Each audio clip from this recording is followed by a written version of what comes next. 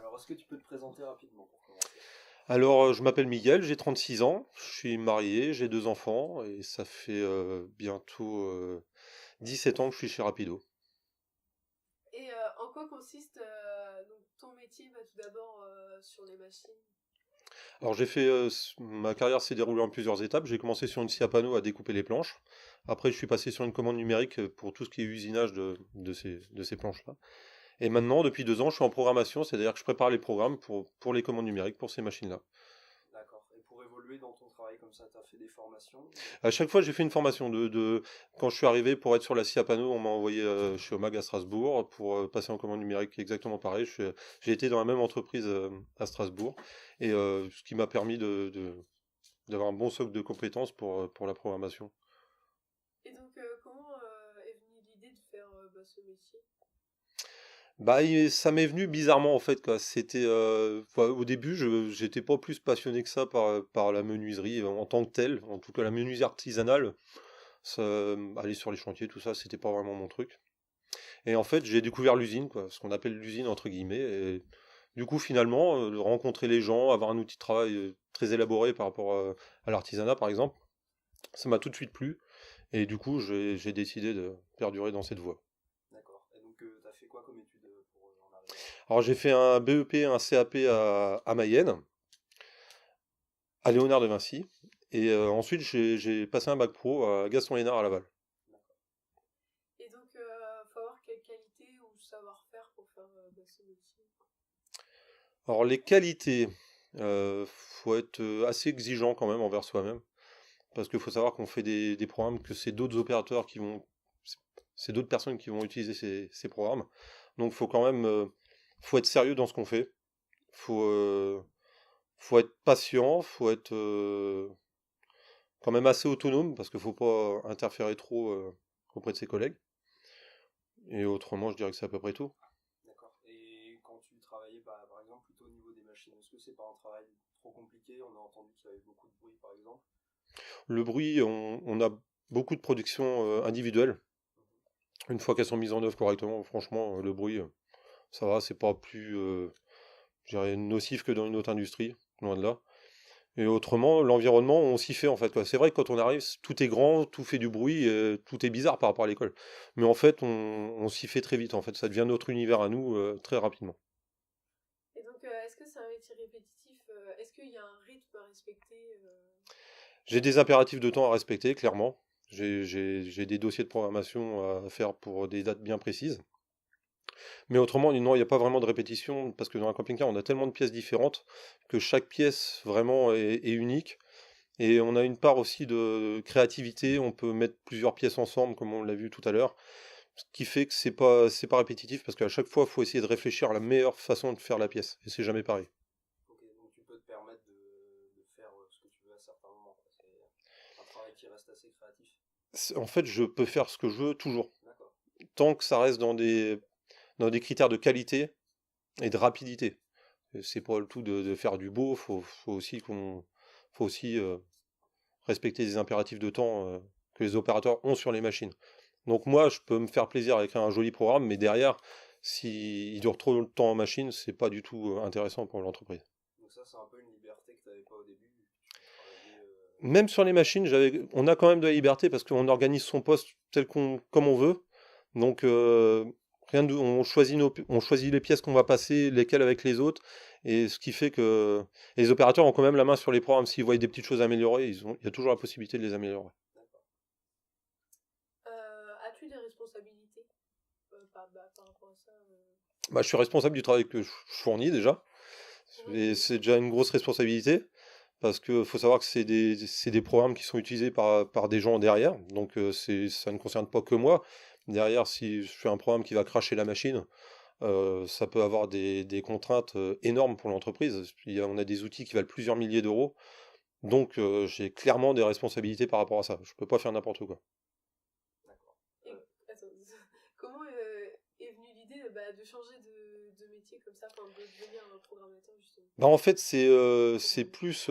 J'ai toujours été attiré par la programmation, même quand j'étais en machine. Dès qu'il y avait des petites choses à améliorer, ça m'intéressait toujours de mettre un peu la main dans le cambouis, comme on dit.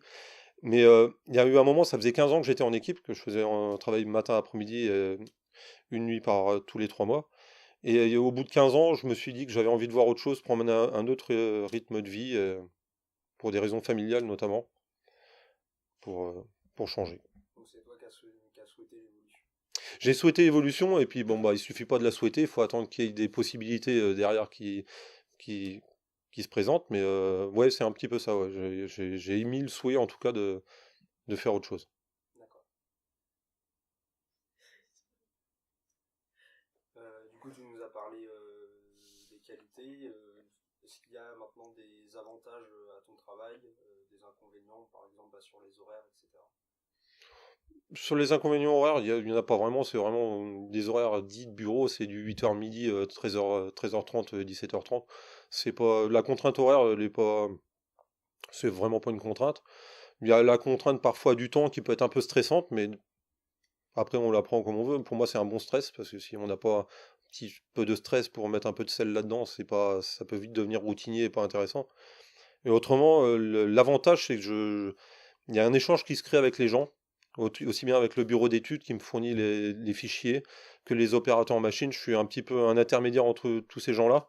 Et c'est hyper intéressant de rencontrer des gens, discuter avec eux, confronter des points de vue, prendre des infos, émettre nos points de vue aussi. Et ça, c'est vraiment intéressant. Les échanges qui se créent dans une entreprise, ça peut vraiment être, ça peut apporter vraiment quelque chose sur le poste.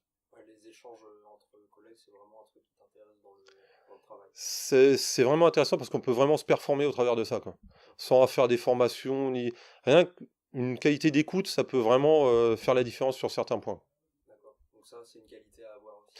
Je pense que oui, on peut pas travailler tout seul dans son coin. Quand on est au milieu, en entreprise, c'est très difficile de travailler tout seul dans son coin. On fait partie de tout un système qui fait que plus on travaille à plusieurs, mieux ça se passe. D'accord, très bien. Est-ce que vous vivez bien en travaillant dans cette entreprise? Je vis bien, c'est-à-dire. Niveau salaire? Le salaire, alors ça, le salaire, c'est autant de tête, autant d'avis. On n'est jamais assez bien payé, comme on dit.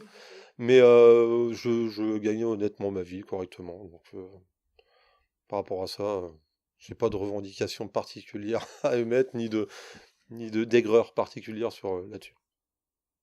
Est-ce que tu peux revenir sur ta formation? Tu as fait un bac pro, tu peux expliquer un peu quel bac tu as fait exactement? J'ai fait un bac construction et aménagement du bâtiment à Laval, à Gaston-Lénard, qui se déroulait en 2 ans à l'époque, donc je sais pas ce que ça donne maintenant, parce qu'il y a eu pas mal de réformes de fait.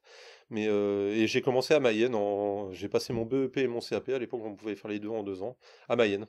Et les matières qu'il y avait dans le. Enfin, si tu peux rapidement, tu te rappelles, c'est un peu loin peut-être? C'est un peu loin, c'était il y a plus de 20 ans maintenant, mais c'était vraiment de l'artisanat, c'était vraiment de la menuiserie d'atelier.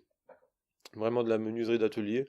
Et maintenant, les jeunes qu'on rentre, c'est vraiment, ils sont plus dirigés sur l'industrie. Mais moi, à l'époque, c'est vrai qu'il y a 20 ans, il n'y avait pas forcément le choix de la formation, quoi. Si on voulait faire menuisier, on faisait le bac pro. Après le bac pro à Laval, il y avait que 2 BTS en France, donc c'était vite réglé, ça devenait vite compliqué de. Alors que maintenant, c'est vraiment. Mon collègue vient par exemple de l'école supérieure du bois de Nantes, c'est vraiment des gens qui sont vraiment dirigés à industrie, optimisation des postes, et qui sont vraiment des choses qui n'existaient pas spécialement il y a 20 ans. Si tu devais donner envie à un jeune de faire ton métier Alors, envie, ou pas? comment donner envie à un jeune de faire mon métier? Alors ça, Qu'est-ce que tu dirais en quelques mots? essaye déjà. Viens voir. Ne faut pas avoir d'a priori sur l'usine. Parce que l'usine, ça veut tout dire et ça veut rien dire, quoi. Autant il y a de postes dans une usine, autant il y a de différence entre du secrétariat à celui qui va faire l'étanchéité du camion, entre celui qui va faire les achats, entre celui qui fait le réappro des chaînes. C'est tellement de postes différents. Franchement, pour moi, il y en a pour tout le monde. Il y a vraiment celui. Après, ça peut arriver qu'on la vie en communauté, des fois, c'est pas pour les gens aussi. Faut savoir vivre avec les autres, faut savoir s'adapter. Mais on a certaines personnes qui viennent de l'artisanat et qui ne retourneraient jamais parce qu'on a certains avantages. L'artisanat a beaucoup d'avantages aussi, mais nous, on a des avantages. Par exemple, on sait à quelle heure on commence, on sait à quelle heure on finit. Par rapport à ça, moi, je sais que le soir, je pars, je récupère mes enfants. Je pars à heure fixe tous les soirs. Il n'y a pas de. Voilà, et ça peut arriver de déborder un peu, mais par rapport à ça, c'est assez fiable. Et c'est un confort de vie, mine de rien. Et des fois, quand on est jeune, on s'en aperçoit pas trop, on y va à fond, et puis au bout de quelques années, on se dit ah ouais, mais finalement, Et le confort de vie, ça compte aussi dans tout ça. Dernière question, on a juste l'image de l'usine un peu, justement, ce côté individualiste. Parce que du coup, là, tu peux parler plus d'une famille, je sais pas si c'est le mot peut-être un peu fort, mais C'est un peu une famille, avec tous ces inconvénients et ces avantages. Il y a certains moments qu'on vit, des moments durs qu'on vit ensemble, des moments heureux qu'on vit ensemble, des collègues qui nous quittent, des naissances qui arrivent, c'est des mariages, un coup qu'on va boire avec des collègues le soir après le boulot, on crée des liens. On crée des liens entre nous, qui parfois vont au-delà du professionnel, deviennent amicales. Et c'est vrai que ça devient vraiment une famille. C'est une deuxième famille en quelque sorte. donc tu prends plaisir à travailler le matin.